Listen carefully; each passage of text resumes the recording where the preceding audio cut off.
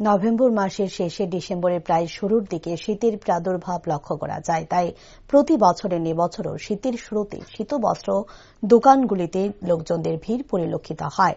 আর এই শীতের মৌসুমে শুধুমাত্র রাজ্যের দোকানিরা নয়, বহিরাজ্যের অনেক ব্যবসায়ী পসরা সাজিয়ে বসেছে রাজ্যের বিভিন্ন বাজারে বাজারে।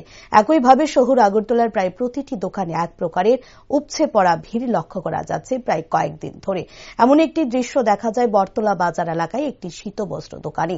এ বিষয়ে পাঞ্জাব থেকে আগত একজন শীতবস্ত্র ব্যবসায়ী জানায়, শীতের মৌসুমে তাদের বেচাকেনা একটু ভালো হয়, তাই তারা সুদূর পাঞ্জাব থেকে ত্রিপুরা রাজ্যে আসে শীতকালীন বস্ত্র বিক্রি করার উদ্দেশ্য নিয়ে।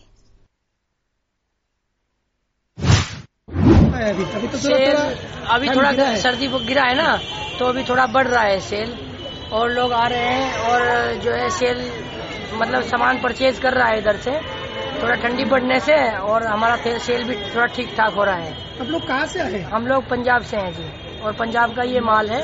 पंजाब वुलन के नाम से हमारा जो है शॉप है, ये सस्ता बाजार इसका, और ये लगा है TRTC बरतला में।